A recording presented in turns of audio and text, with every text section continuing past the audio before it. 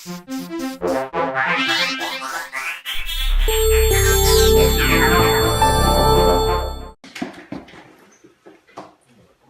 always, we thank you for this opportunity to get us to come together, God, to understand what you're calling us to do in this time and this season. I pray that you use the man of the hour to feed us with wisdom, clarity, God, and direction on how we survive in this community in this time, God, as we're preparing ourselves, God, to launch out as leaders in the community. And I thank you for all things that you've already done and things you're going to do. In your name, amen. Amen. So, yeah, Dr. Dodo and them, they didn't think we were having it for whatever reason, so, but they're not coming right now. So then the brother was supposed to come from Plantation. I don't know what he's doing. We were waiting to start. So anyway, good to see everybody. We're going to go ahead and get started.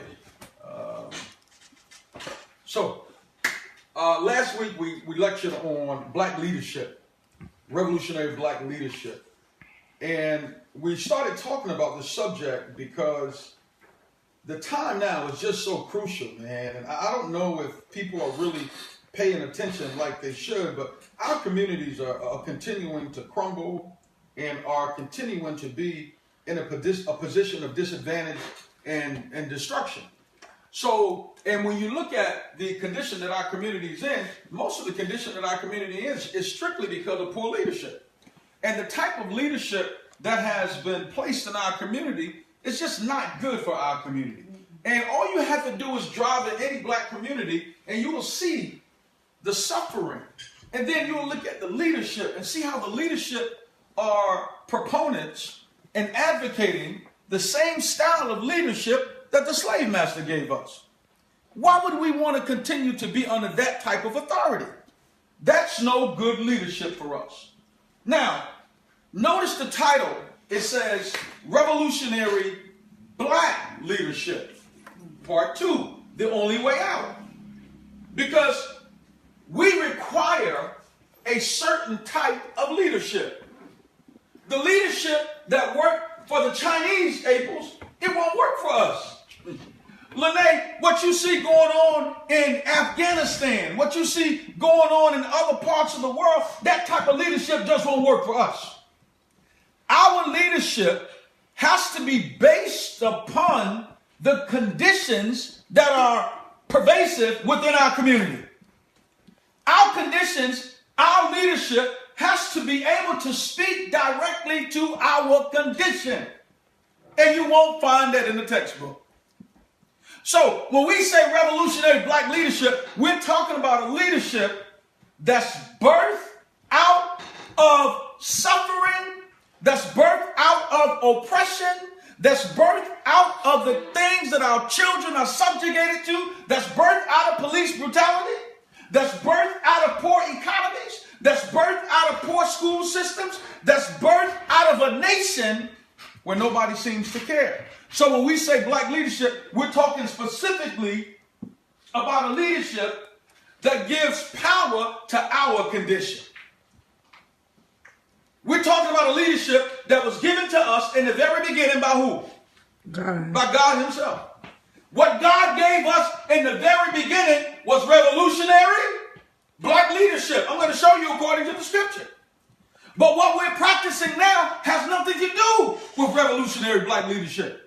Has nothing to do with God. Because if it truly had something to do with God, our conditions wouldn't be the way that they are. So I want to set a backdrop. I'm not going to go and reteach black leadership like I did last week based on the science. You can go back and look at revolutionary black leadership part 1.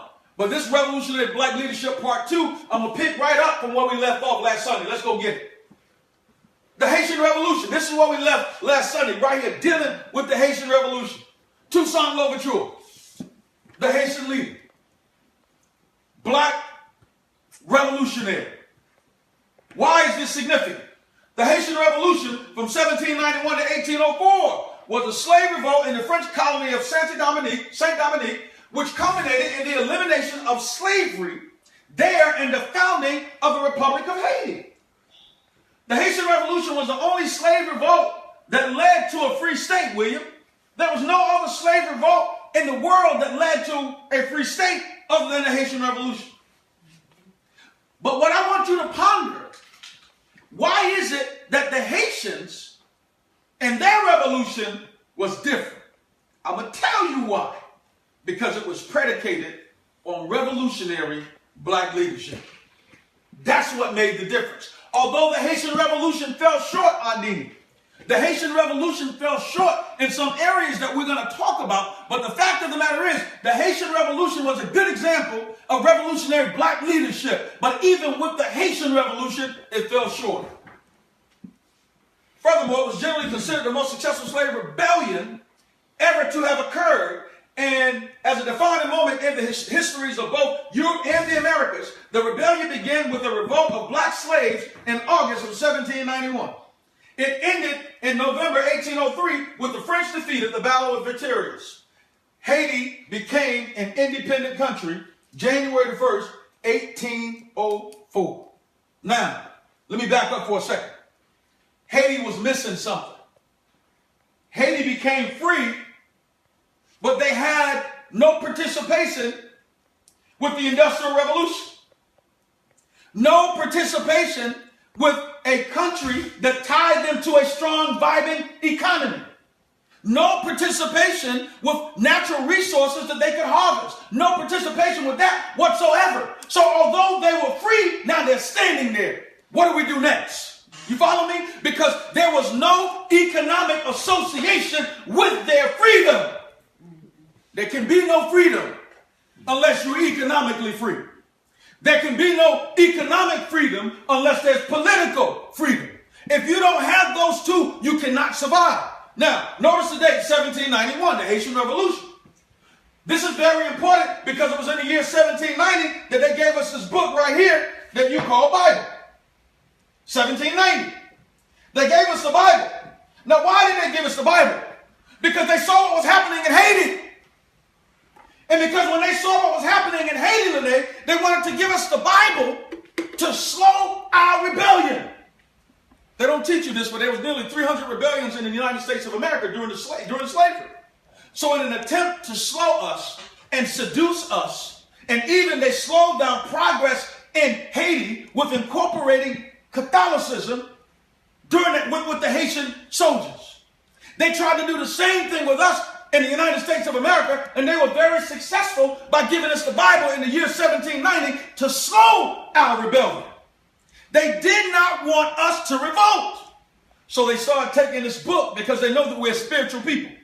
And they started teaching us stories in the Bible the wrong way. And as a result of teaching us stories the wrong way, we became docile. We became subservient. We gave in to the practices of our slave master. We honored him. This is why, Andini, when a slave master would go and rape a black woman, the black man would sit still because he was subservient at that point. He understood his role and his place. This is what this does if it's taught wrong. You follow me? That's why the teachings of the Bible today, we have to teach. I'm talking about black folk. Now, I'm not talking about everybody. I'm not talking about everybody. We have a specific illness. So our medicine has to be what? Specific. Right? So because our medicine has to be specific, people have to rise from amongst us to medicate us. Teach. To perform surgery on us. Look, I don't mean no harm. Benny Hinn can't solve our problems. Joel Osteen can't solve our problems because they don't come up in our situation. There's no association with our life and our history with them. So they can't solve our problems. Our problems have to be solved by our own. And I'm not teaching nothing that's not taught on a global perspective. Our problems have to be solved on our own by our people, nobody else. And if you allow other people to try to solve your problems, they will never get solved. And if you don't believe it, look around you. Look at your history. They won't get solved. So let's get back to it. So what happened, if the Haitians waited for freedom, they'd still be in shackles. Still today, if they waited for it. But Toussaint Louverture did not want to wait. Now let me show you what he did. My lecture title is Revolutionary Black Leadership. And I'm emphasizing on this because I want you to understand, Andini, that the leadership that we're talking about comes from who again? God himself. He gave it to us in the very beginning. You know that we're the first people on the face of the earth, right? Yeah. Everybody knows that. Yeah. So when God was giving out commandments and orders, who do you think he was giving it to? Us. But we got away from it. Let's get back on this thing. So what Toussaint Louverture did, Lene, is that because they had tried to beat the French before and were non-successful, he went and met with revolutionary black leaders. Listen, you can call them voodoo priests all you want, but that's what they were. He went and sat down with them. They devised a plan on when to go to war based on moon cycles. When to go to war and how to go to war to be victorious over the French. And do you know, he ran the plan according to what they gave him, and he was victorious. There's nothing wrong with that. Now, what are we saying? He went to revolutionary black leaders and as a general carried out the plan. And this is why they were successful in that revolt. Now, let's keep rolling. 2 Chronicles 20 and 29. And the fear of God was on all the kingdoms of those countries when they had heard that the Lord fought against the enemies of Israel. Let me tell you something. Haiti, those Haitians, they're part of the 12 tribes of Israel, baby. They're from the tribe of Levi. Call it what you want. God was fighting with them. Say what you want. God was with Harriet Tubman when she was freeing the slaves. Otherwise, how could she have been successful?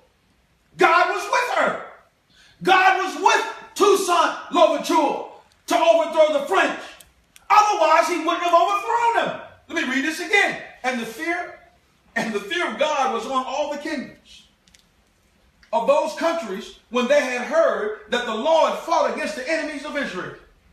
Now, what you think gonna happen in the near future when these kingdoms start to finally realize who Israel really is? And when Israel start to realize who they really are, what do you think's gonna happen? The same thing. Okay, watch this. Acts 8:10. To whom ye all gave heed, from the least to the greatest, saying, this man is the great power of God. Stop, let me stop. So when we say revolutionary black power, we're talking about the power of God because God is the one that gave it to us, right? What I want you to see in this scripture, and this is Paul's writing, but what I want you to see in the scripture, that it was not unusual at all for men to express the power of God. So like, this was our nature, to express the power of God. But something happened, and we know it's in Psalms 83 and 2, something happens that caused us to get away from that. So when we say revolutionary black leadership, all I'm saying is let's go back to what we used to do. When we controlled the Nile, when we built the beautiful Sphinx, the pyramids, when we were able to space travel, when we were able to grow crop in regions that other people couldn't. Let's go back to that. When we had complete control of the universe, let's go back to it. Look at this. Oppression, the chamber for revolutionaries. The only way that you can produce a revolutionary is that you have to bring them through the fiery furnace of oppression. I don't like to say what you can't do, but it's hard to train people to be revolutionaries. You got to be born with it. You got to be born in the circumstances, under the conditions that produce revolutionaries. This man right here on the far left corner. Nkrumah. Kwame Nkrumah. The far left. Thomas Sankara. Nkrumah was the independent leader of Ghana. Coming out of the oppression, the chamber of revolutionaries. Thomas Sankara. He was from Burkina Faso. That's where Dr. Dodo's from. the Ivory Coast, Burkina Faso, Patrice Lumumba, Congolese. These are revolutionaries, family. But they're produced out of circumstances. They don't just pop up out of the sky or out of the ground. They're produced. Conditions produce them. Listen, we're in a room now with young brothers, natural born revolutionaries, because of the conditions that they're exposed to. This man right here, Mugabe, Zimbabwe. He's the one that he led from 1980 to 1987, and then from 1987 to 2017, he was the president of Zimbabwe. He's the one that put legislation in place saying everything white he wanted out of his country, because he realized that that was a source of their problems, right? So what he did, he's also the one that's been beating the drum early on about taking the land back from the Europeans that came into Africa around the year 1612 and divided up all of that land, right? But it was divided up before the Berlin Conference of 1884, but they started entering that region in 1612. So what he said is that he's going to give the land back to the original owners. So the white farmers are being forced off the land. And then I don't have his picture up here. Julius Malema of South Africa is beating the drum heavy on that now with giving blacks the land back. Now, to put it in perspective, many of you know that even here in North Carolina, especially North Carolina, of course it happened in Georgia and Florida and other places, but especially North Carolina, black farmers got railroaded. Black farmers lost the majority of their land. All of you in here right now should be land rich, because in this region of North Carolina, our families own land, Doc. And plenty of it. There's still a lot of blacks in this area now that own a lot of farmland. But you would have much more if our family members weren't set up. Let me show you how they were set up real quick. So what was happening, the agriculture department, they got sued in the early 2000s. Some farmers around here were successful. They got paid from the lawsuit. The federal government was loaning white farmers money when they had bad years, bad seasons with crop. But the black farmers, they wouldn't loan money. Black farmers, Aunt Didi, had to go to the white farmers to borrow money oftentimes. Couldn't read and write, the black farmers. Write something on a paper bag. I owe you $150. He may borrow $150 against 1,000 acres of land. So the black farmer would have a bad year, bad season, and his yield wouldn't be there. Couldn't pay it. White farmer go file a quick claim deed, take the land. Happened all the time. Right? Now, some of you may say, well, he borrowed money. You know, you're right. But white farmers borrowed money from the agriculture department and couldn't pay for the land, and the federal government didn't take their property. Right, you follow me? Right. They worked with them. So we couldn't borrow money from the federal government. And by the way, when Europeans were coming over here early on, 1600s, 1700s, they were giving them land to come over here. Teach Tony. We did not enjoy those experiences. So our situation was quite different. And as a result of giving them free land, yes, giving them free land, their children maintained the wealth. And now you look at us like we can't survive, like we can't make it, like we shouldn't be dependent on governmental systems, but that's how you gain your wealth. That's not what my lecture title was about today. Let me get back to this. So what I'm telling you about Mugabe of Zimbabwe, he said everything white he want out of the country. No white cars, no white toilet tissue, no white refrigerators, no white food, nothing white he wanted in the country. Because he felt like it was indirectly practicing and supporting imperialism and colonialism. So he wanted everything white out of the country. This man right here is Mugabe. This is Gaddafi of Libya. And you know the significant role that Gaddafi played in the black community throughout all of Africa, bringing them water. Everybody in Libya had their homes. They had free health care and so forth and so on. Gaddafi was uniting the tribes in Africa. He was converting Africa over in general to the gold standard, whereby if you wanted to buy oil and things instead of using the US dollar, Gaddafi said, no, use gold. Let gold be the standard. So he was doing a lot of big things, especially with healthcare, especially with water, with connecting under the Sahara Desert and drilling and providing water for our people. He was doing it. This man right here is Congolese. Laurent Cabalas. He's Congolese. Revolutionary. Come up out of the Congolese struggle. This man right here is my man, Jomo Kenyatta. Jomo Kenyatta I was reading about him in the 80s. I'll never forget it. When I was in Brooklyn, New York. One of the first books that I was reading early on about black revolutionaries was Jomo Kenyatta. And the reason why is because if many of you listen to Malcolm X references an uprising in Kenya. President Barack Obama's family go back to Jomo Kenyatta because his family fought in the Mau Mau uprising in Africa in the mid-1900s. President Barack Obama's family was associated with that. So Jomo Kenyatta was one of the revolutionary leaders of Kenya that was tied back to the Mau Mau movement. The Mau Mau was an uprising where blacks were uprising at night going against white leaders that was fighting against them openly in the day. It was like a covert war that they were fighting in Kenya, and he was one of the primary instruments in that process, Jomo Kenyatta. So, what am I saying? In order for us to obtain any level of wealth, any level of understanding today, we have to be revolutionary black leaders. And I'm saying to you, every young man in here, this is why I'm glad y'all are here today.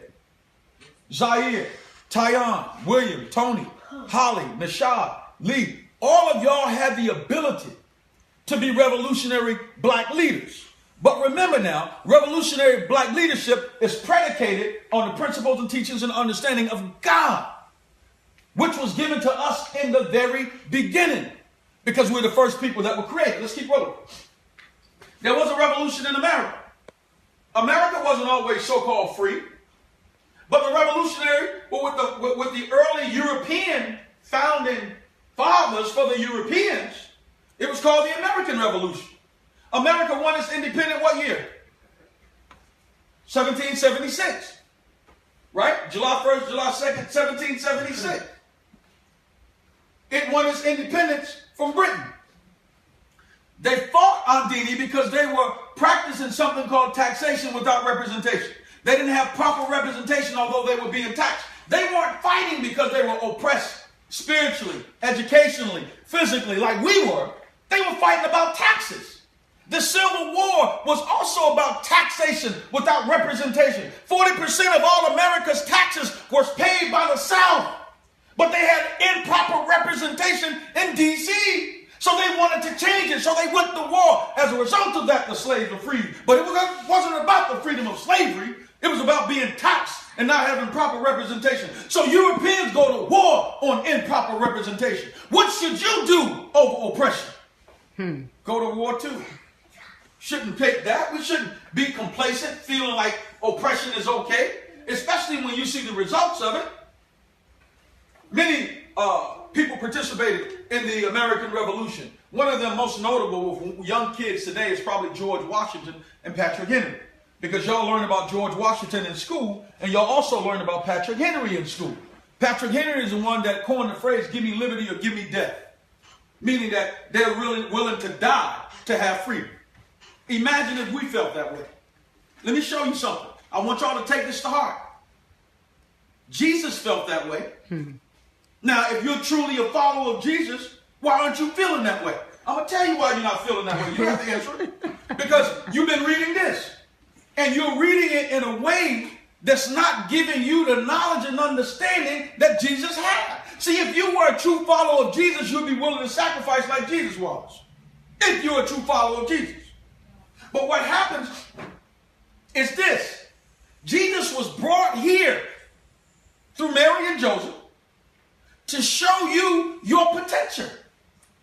He was brought here to show you that you had the power to live just like he was living. Let's keep rolling. Y'all got any questions so far? One of the most important revolutions in modern history is the Chinese Revolution. I'm giving you all of this because there's some things that we have to understand. We really got to understand these things if we expect them to be ready 2019.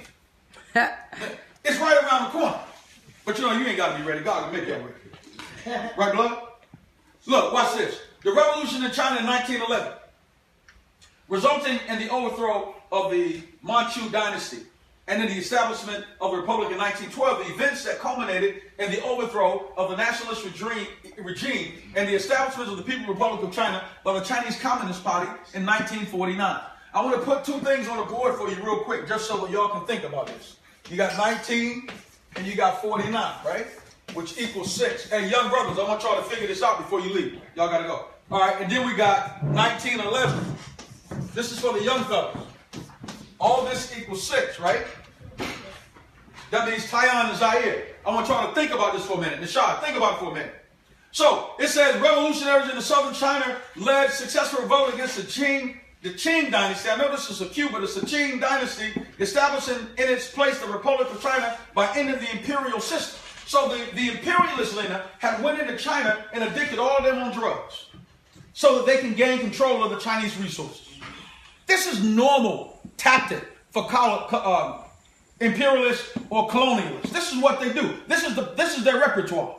They bring you their religion, and then they colonize you. Then they give you their education and make you feel bad if you don't understand things the way that they do. This is how they rock. Now, watch this. In China, the Maoist revolution ended drug addiction quickly. Mao's revolutionary armies defeated the oppressor's army in 1949. 3 years later, there were no more issues with drugs in their country. As y'all already know, we talk about this all the time. The only way they ended drugs in China is that they brought all the drug addicts into Tiananmen Square and they killed every last one of them. That's the only way they did it. And they killed 70 million drug addicts in Tiananmen Square. But watch this. Mao, I thought, was too extreme, naturally, to kill people like that. Somebody has to step up and make a decision as a revolutionary. What do you want? You got 70 million addicted. Do you want 200 million addicted? Do you want 500 million addicted? Do you want 1 billion addicted? Listen, America dropped the bomb in Hiroshima, they said, to save lives. Why they dropped the bomb in 1945 to save lives? So these are the kind of questions that revolutionaries ask themselves. Now, I'm not advocating that you go and shoot people that are addicted on drugs. I'm not advocating that. But what I am saying is that at some point, people have to make a decision. Hey, brothers, young brothers, y'all pay attention, man. All right, here's what I want to get into today. Is all of this biblical? Absolutely. Even what we're getting ready to get into. I'm just going to get into this lightly.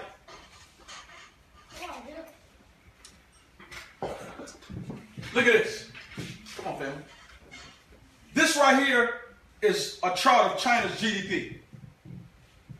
The reason why I want to show you this is because Tayana, your mom called me. The reason why I want to show you this is because I want to show you how quick things can turn around, Aprils. Things can happen so quick that if you're not paying attention, you're going to miss it. City Council in Hereford. Although we've been working on it for a while, it happened quick. People were not expecting it. Boom. But it happened. Right? Now, I want to show you something.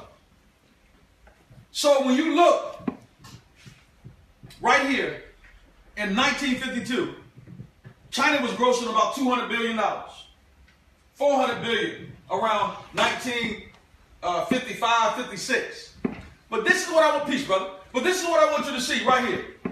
In 1992, China's gross national product was about $1.4 trillion. That was in 1992. Now, before I go any further, China has the second largest economy in the world.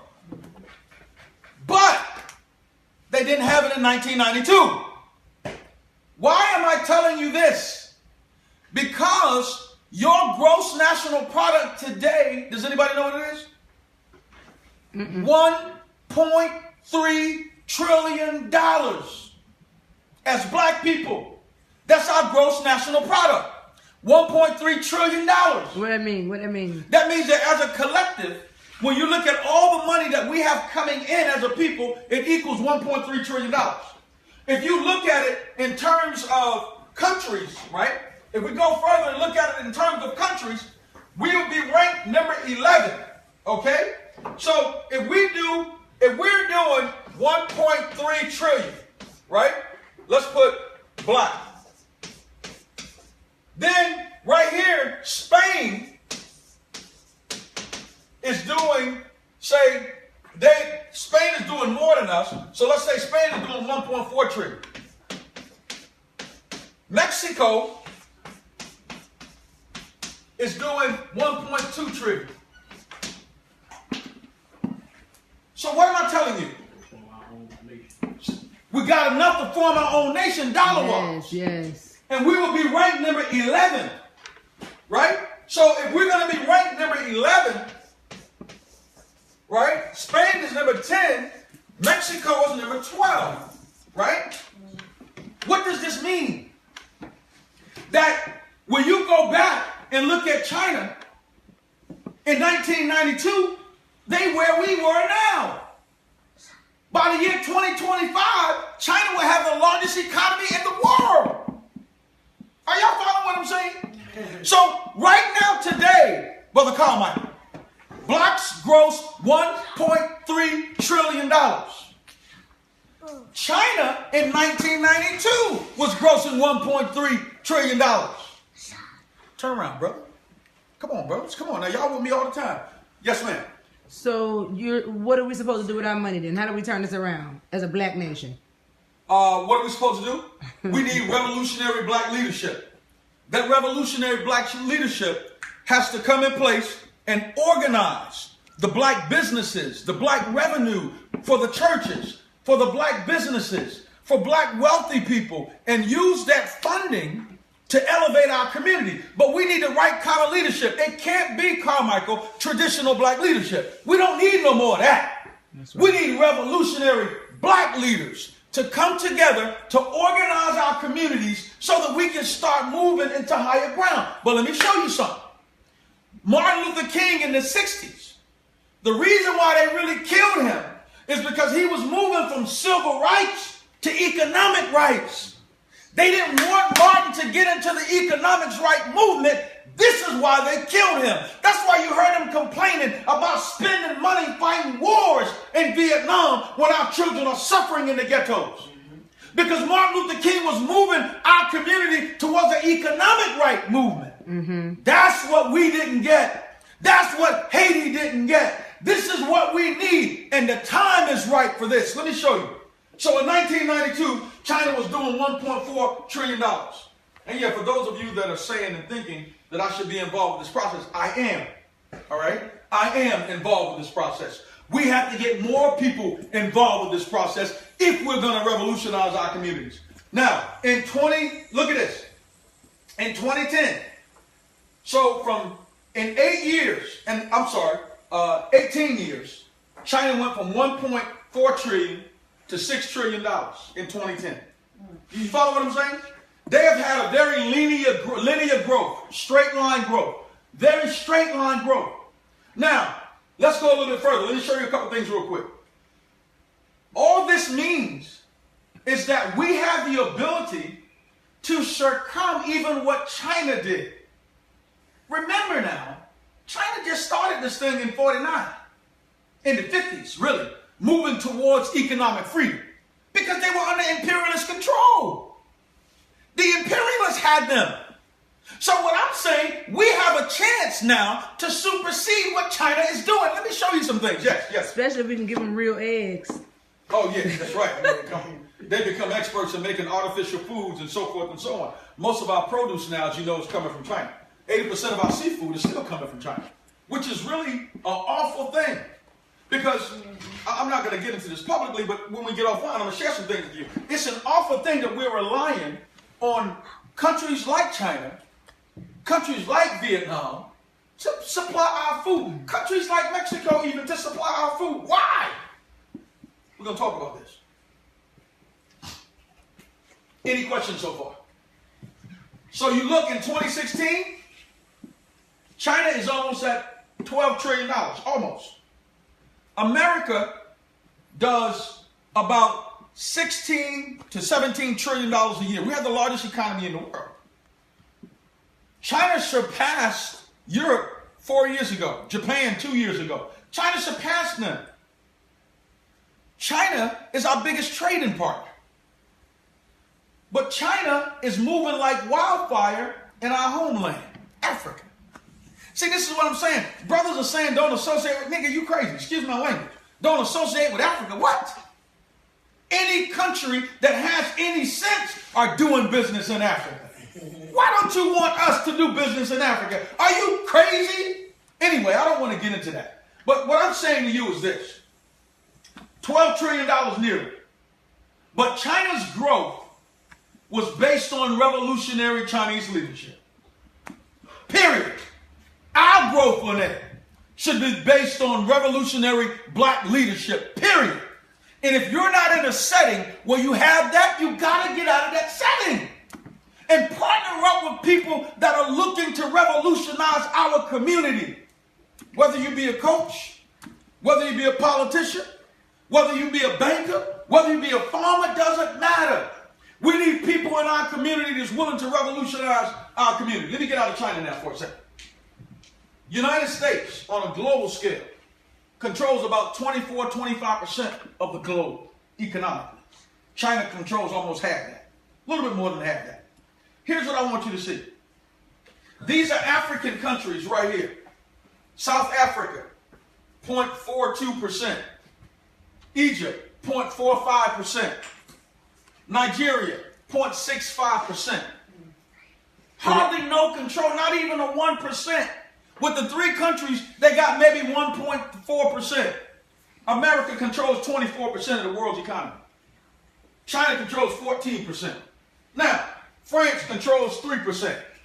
As a black community, Spain controls 1.6%. Mexico is about 1.4%, 5%. We would be 1.6% between Mexico and Spain. That's what we would be doing if we were a nation. But let me show you what Haiti missed and what the United States of America missed and why revolutionary black leadership is so important today. The world is waiting on black people, God's original people, to bring them out of the condition that they're in. Nobody else can do it, Carmichael. America is waiting on us. But you know who we're waiting on? The man to come from out of the sky. And not understanding that that man is right here. Let's keep rolling. Watch this. This is our connection right here. Black people in the United States of America, we have to connect to the continent. We have to. We have no choice. We have no choice. You know why the Koreans can come here and set up shop and grow businesses? And the Chinese can come here and set up shop and grow business? Because they connected back home. You're not connected back home.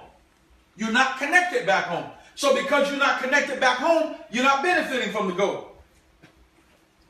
You're not benefiting from the coffee. You're not benefiting from the diamonds. You're not benefiting from the oil. You're not benefiting from any of the copper, the aluminum, the titanium. You're not benefiting from any of that because you have no tie with Africa. Until you get a tie with Africa, you will never benefit. Oh, watch this. What does this look like, family? Oh. Looks like iron. Good answer. What does it look like, sister? I ain't gonna say it no more, 'cause I probably wrong. No, I'm asking your opinion. What does it look like? Limestone? Okay. What does it look like? Say it again. This is something called tantalum. This is very important. All right? I'm showing you this because how many of you have smartphones? Every last one of y'all, right? Tantalum is used in smartphones. All right, now, look at this. It's used in smartphones. Why? Because the smaller the phones get, the faster the computer chips are, and the more heat they generate. Now, I asked you what this looked like for a reason. Iron, okay. Black, gray. Somebody give me another answer. The chips in the hole. Melanin. This is why. This right here is a great conductor and emitter of electricity. So in order for you to release the heat from the fast switching circuitry in your smartphones, you need to build your substrate on tantalum because it releases heat so well. And you can have smaller portions of tantalum to be able to do what larger computer chips, substrates are doing now. You need less tantalum. 80% of the world's tantalum, anybody know where it comes from? Africa. Africa. 80% of the world's tantalum. So if you have a iPhone, Samsung, Nokia, notepads, any of that, chances are they're getting their tantalum from the continent. About another 10% comes from Russia. But the majority of the world's tantalum is coming from Africa. But you don't have a relationship with Africa. The Chinese has one. America has one. French has one. The Brits have one. They're robbing Africa of all its natural resources, and we're not benefiting from it at all. So we need to start developing relationships on the continent. In order for any independent nation to survive today, they're going to have ties back to the continent, because that's where all the resources are. Period. You got to have ties. But I want to show you something that everybody's been overlooking. Go ahead, sister. You were going to say something. No, I'm sorry. Okay. All right, good. All right, watch this. Revolutionary black leadership. Carmichael, this is why we're dealing with this. This is what we're saying. Genesis 1:26. And God said, let us make man in our image and our likeness, and after our likeness, and let them have dominion over the fish of the sea, the fowl of the air, and everything that creepeth and crawleth upon the face of the earth. Now I ask you again, who was he talking to? Us. The original man, right? Yeah. He had to have been, right? Now who is the original man? Black people. Who? Black people. Undoubtedly. Undoubtedly black people are the original people. In the beginning, God gave you dominion. Meaning he simply gave you the ability to dominate. What happened?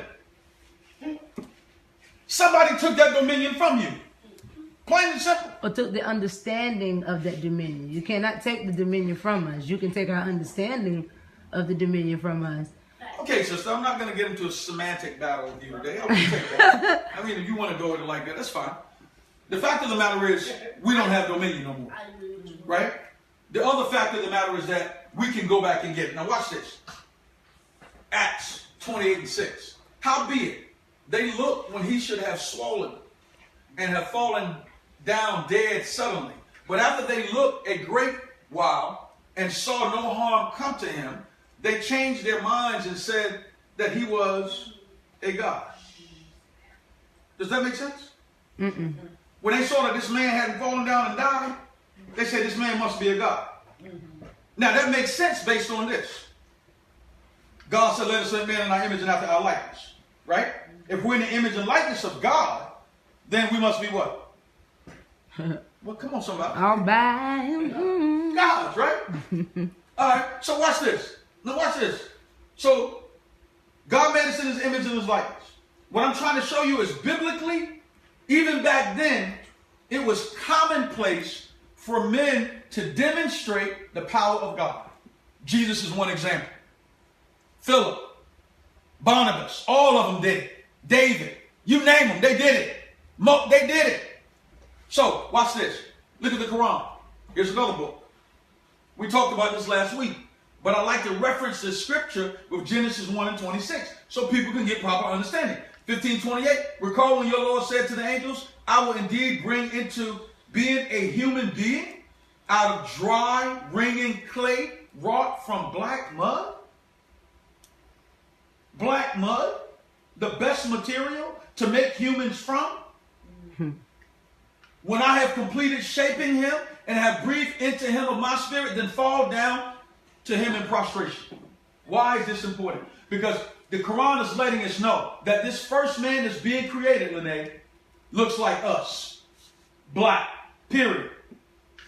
He created this man and gave him power over everything else. That's why I'm telling you, when we say revolutionary black leadership, all we're talking about is what God gave us in the very beginning. This is what we have to go back to, that revolutionary black leadership that God had given us in the very beginning when he created us. Wrapping up. Psalms 103:7. Carmichael, you okay? You sure? You can handle this? Okay, good. All right. Okay, I know you're coming up out of Jersey. Psalm 103:7. He made known his ways unto Moses, his acts unto the children of Israel. I'm showing you again. God made his ways known to who, Lena? Israel.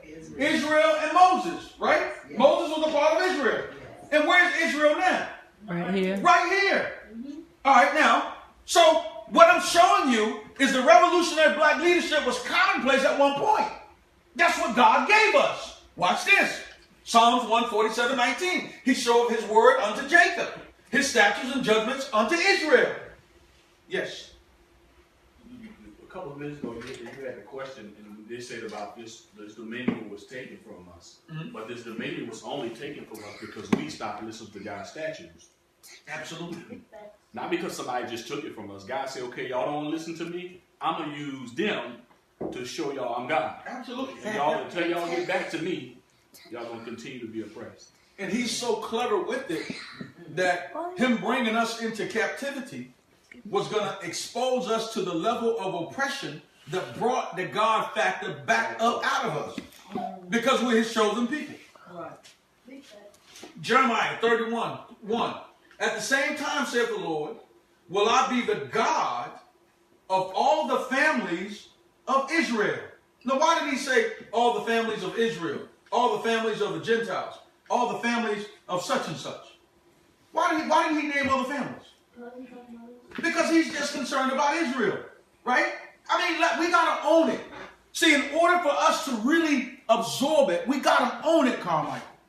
We got to believe that God really chose us. Deuteronomy 7:6, Amos 9:7. We got to believe that he really chose us.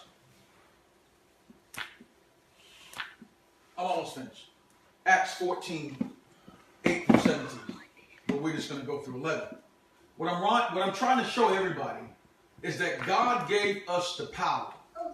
And we call it revolutionary black leadership.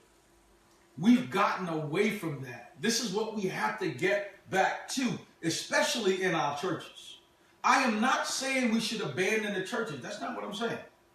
We have to get involved with the churches so that we can revolutionize the church. The churches need to be revolutionized bad. Now, Acts 14:8-11. Stop playing. And there said a certain man at Lystra, impotent in his feet, meaning he couldn't walk, being a cripple from his mother's womb, who never had walked. The same heard Paul speak. I want y'all to listen at this. Who steadfastly beholding him and perceiving that he had faith to be healed, said with a loud voice, stand upright on thy feet. And he leaped and walked. And when the people saw that Paul had done, they lifted up their voices, saying in the speech of Lycaonia, the gods are come down to us in the likeness of men. But I want you to catch something. When have you heard this before? Look, Paul says, stand up on thy feet. When Lazarus was in the grave, all Jesus said was, Lazarus, come forward. Right? And Lazarus came forward. But this is not Jesus speaking right here. This is Paul. Yes. So look, if Paul could do it, Lene, and Jesus could do it, so why can't we do it? We don't believe. We have to start believing. I'm serious, man.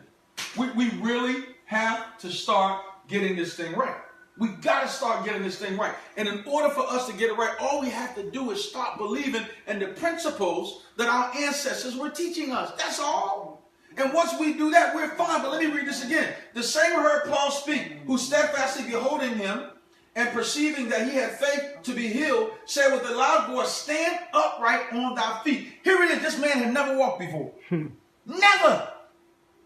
And he heard a voice. And that voice just simply said, stand upright. And that's what happened. When the scripture says, speak those things as though they were, that's real. Teach it, Tony. Jesus spoke things. God spoke things into existence. That means that we have the ability to speak things over our lives and other people's lives. Remember now, this was not Paul's life. This was the crippled man. And he just went to the crippled man and said, stand up on thy feet. And that man stood up. Let me get to this real quick. All right, any questions so far? Take him to the bathroom. He don't got no shoes on.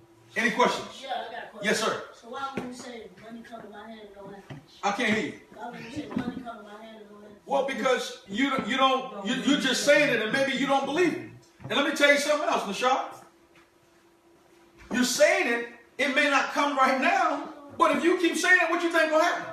Let me share something with you, Nashad. Every psychiatrist or psychologist that you will ever speak with, they tell you that children become what they believe. If you believe it, that's what's going to happen. Look, I'm going to tell you something else.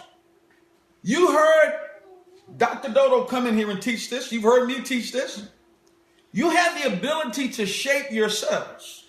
Your cells. You heard me reference the book by Dr. Jewel Pruitt, Straight from the Heart.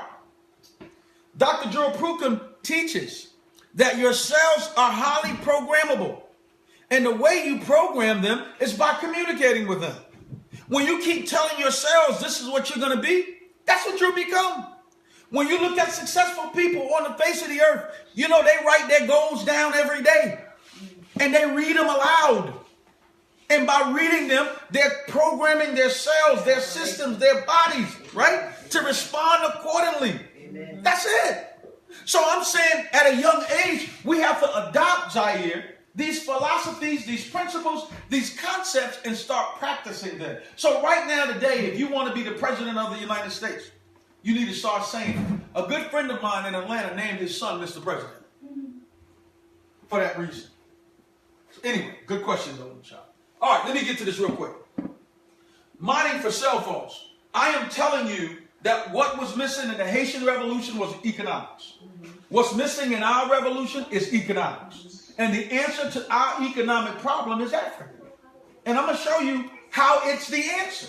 Now, it says mining for cell phones. Large reserves for the metal tantalum are found in the Democratic Republic of Congo in Africa.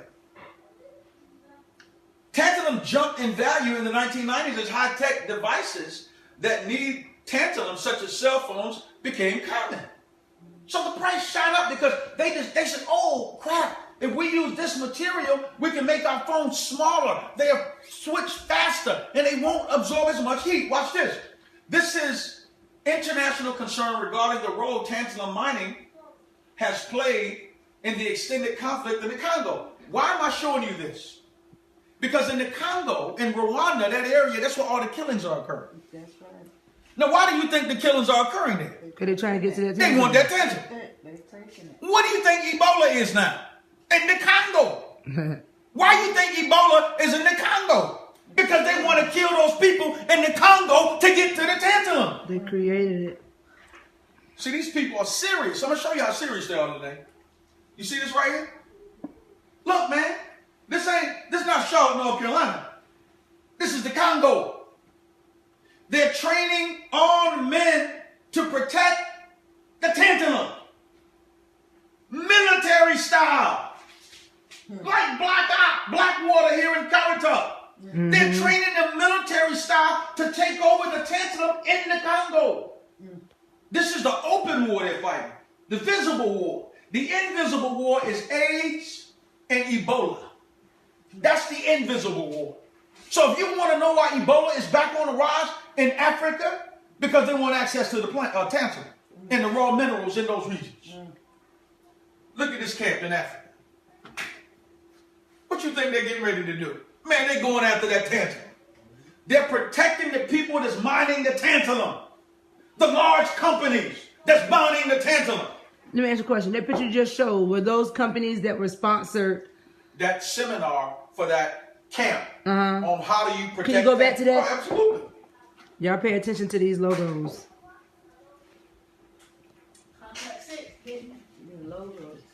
These are international companies that sponsor this. The tantalum contract. Who's going to get it? Look at this. Here's another example. They're in the Congo area practicing on how to protect these large corporations that's mining. Can you imagine the money in that? Do you think some of our military is aware of these, like the actual mission? Like they'll tell us a mission up front, but it'd be something else behind it. Absolutely. Some of them, most not. Most not, right? They just follow orders. Here's some more examples of Africa's natural resources. When you look, just take a look here. Sit down. Phosphates, petroleum, gas, gold, uranium, diamonds, cobalt, nickel, gold, copper, cobalt. The Ugandan region around here, the Congo area, this is where the tantalum is. And so all of the resources that's needed for the world long term, this is where they are. This is why I don't understand why brothers be saying, we ain't from Africa, we don't want to be tied. Negro, you sick. You don't want to be tied to the motherland? And this is where all the natural resources are? Anyway, let me keep going. Look at this. I use this right here, Intel, the largest computer chip microprocessor manufacturer in the world. Where do you think they're getting their materials from? Let me show you. All right, computer chips contain tantalum, gold, tin, tungsten, all of which can be mined from war-torn parts of Democratic Republic of Congo. All of this material is coming from the Congo. So in order for the West to satisfy this new technology with these phones, man, push and pull and all this stuff, y'all texting, this is Africa, man. This is the new blood diamond. Right here, this is it. Because our people are being destroyed. And Intel is the largest microprocessor manufacturer in the world. Intel is. Taught classes at their labs. Totally understand it. Right? But what I'm showing you is that we have to get involved. We're losing out because of our lack of involvement on the continent. So the new revolutionary black leadership has to have the vision to tie us to the continent. We gotta get rid of these distractions. Who? We have to get rid of these distractions. Absolutely. And we have to go directly to the continent. Everything we need is on the continent. Our economy, if we tied it to the economy tomorrow, would soar. I mean, the continent tomorrow would soar. 1.3 trillion. You see how China went in 10 years from 1.3 to like $8 trillion? We could do the same thing. But we got to tie back to, yes. We need to do what Frank Lucas did on a different level. Hey, on a different level.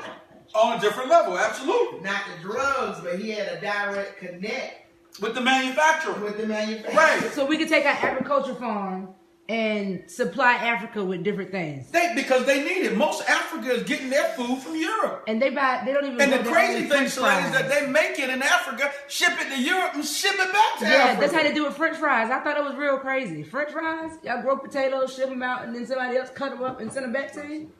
That's stupid, rational. That's why we need to just tighten up, period. This is one of the machines that you would see that processes the tantalum 20% and make the battery. computer chips right here. I'm almost finished. Okay. Here's what I want to give you right here. This is Jeremiah 31. I'm sorry, it's a little bit cut off. It says, don't despair, Israel. This is you we're talking to. Don't despair. This is the message Jeremiah received from God. God's message, the God of Israel, write everything I tell you in a book. Write everything I tell you in a book. Mm-hmm. Look, the time is coming when I will turn everything around for my people, both Israel and Judah. All right? Got that. Watch this. I, God, say so. I'll bring them back to the land I gave their ancestors. Where is that? Africa. And they'll take up ownership again. God talking to us. You can take it or let it alone. But the fact of the matter is, I, God, say so. I'll bring them back to the land I gave their ancestors. And they'll take up ownership again. What do you mean? We once owned all of Africa. God is saying, we're going to go back. Now, why didn't he say Russia? But we're not from there. We're not from there. And the resources that we need are not there. Everything we need is on the motherland. And that's what we need to go back to. Not only that, it's the most suitable climate for us health-wise. Look at this. This is the way God put it to Israel and Judah.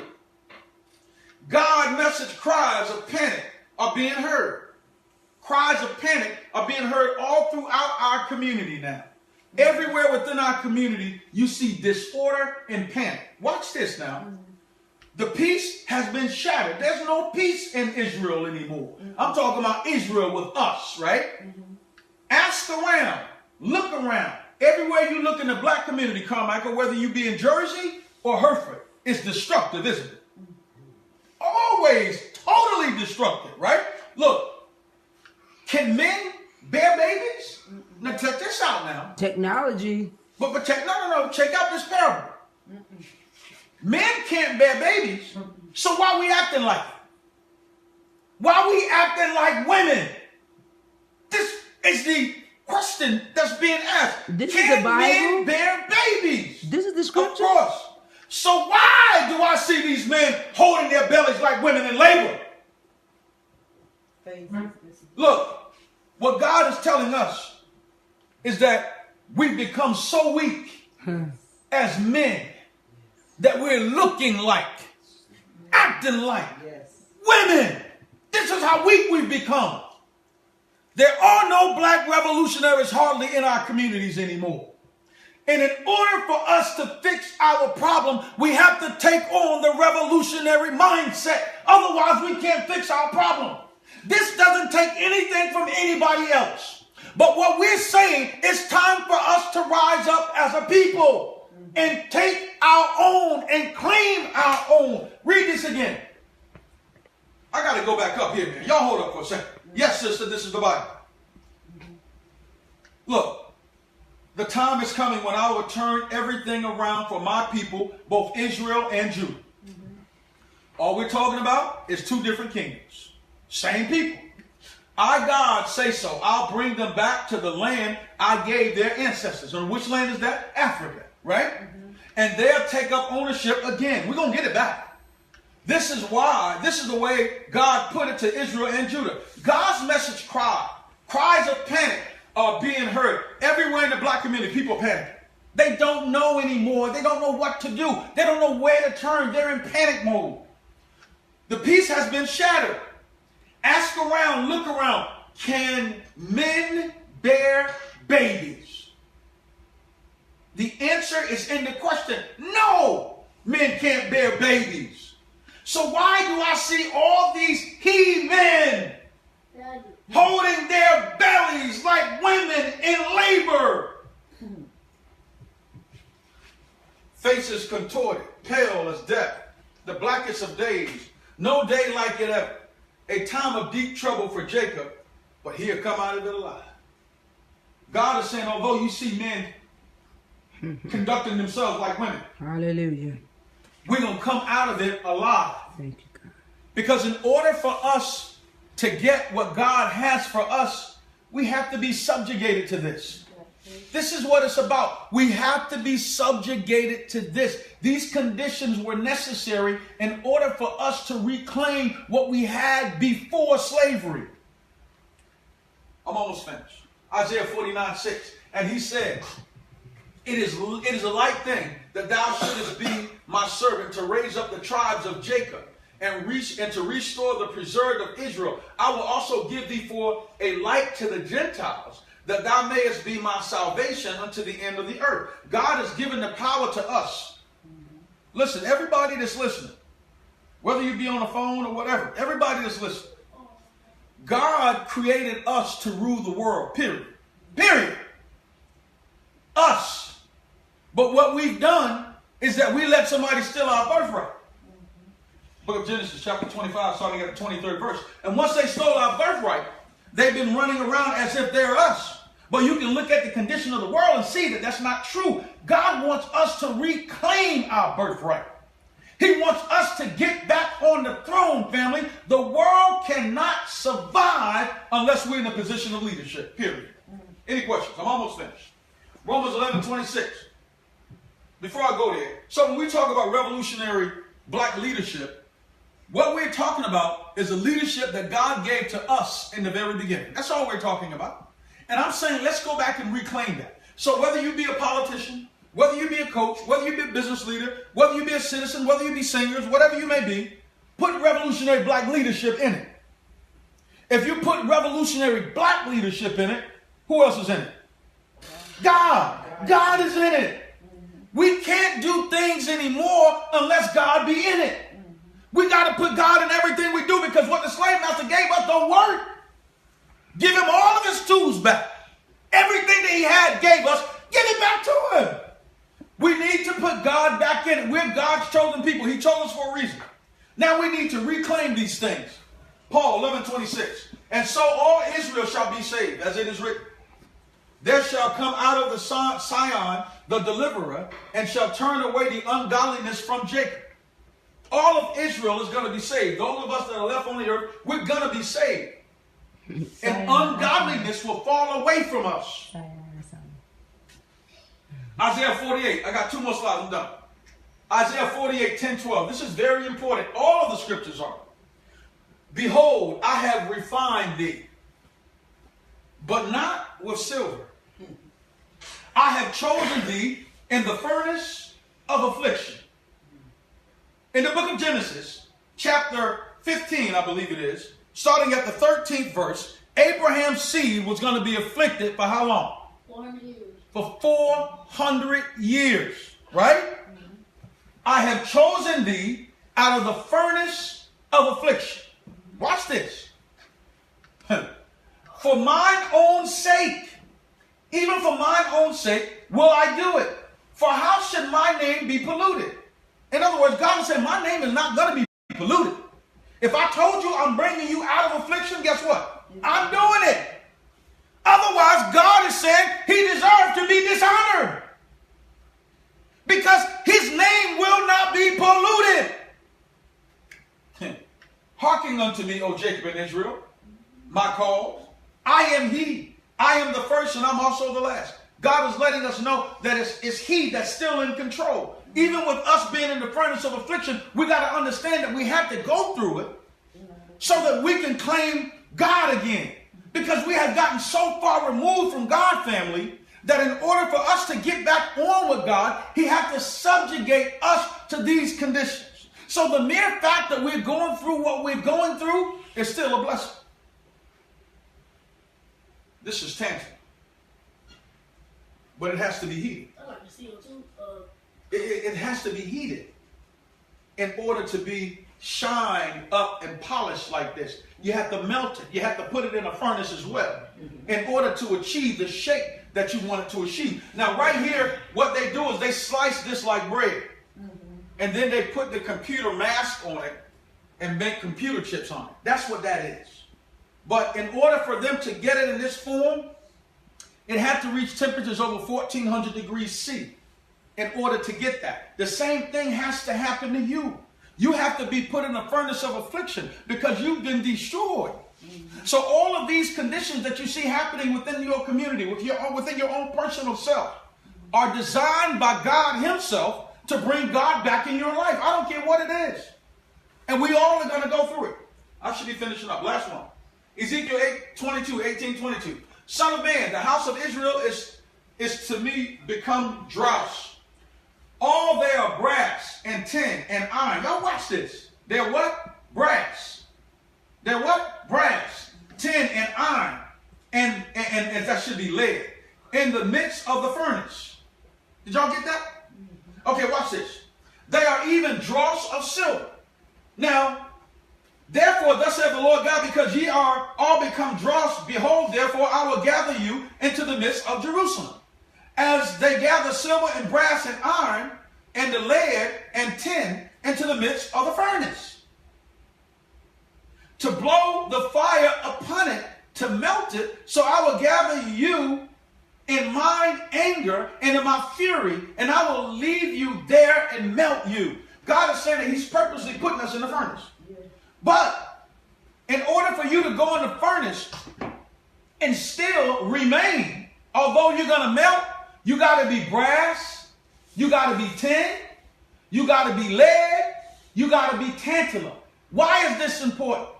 Because in the book of Revelation, chapter 1 and verse 14, Jesus being described, as you move towards the end, it says he had feet like what? Brass. As if it were burnt in an oven. Right? have to be subjugated. So what the scripture is telling us, he had feet like brass as if it were burnt in an oven, that you're going to go through things to bring the best up out of you. But when you come out, you're still going to be what? Black. Right? Because we understand now that Jesus' feet being brass like it were burnt in an oven is an indication of the complexion and the color of Jesus. It's also an indication of the conditions that Jesus was going to be exposed to. All of us are going to go through the difficult season. I'm almost finished. I am finished. Let me summarize. Revolutionary black leadership. What am I telling you? The only kind of leadership that's going to work for us today is revolutionary black leadership. Nothing else will work. If you're in any situation where you have leadership, and if that leadership is not causing your community to strengthen, if that leadership is not causing your community to rise, if that leadership is not making it better for Israel, you're under the wrong leadership. Anybody that's not trying to fight with Israel is fighting against Israel. And the scripture says God will go to war with those that war against Israel. So if we don't want God to go to war with us, then we need to stop warring against Israel. And when we say Israel, we're talking about you. We're talking about the 12 tribes. We're talking about the tribe of Judah that's in the United States of America that is written of historically that would be the one that Jesus comes from. We're talking about that tribe. Any questions? Any comments? No questions on your Facebook today? Okay. Anybody got any questions? Anybody got any concerns? Thank y'all for joining us. What you got, buddy? Go ahead, let it come. You talk about how Haiti got its independence, but the economic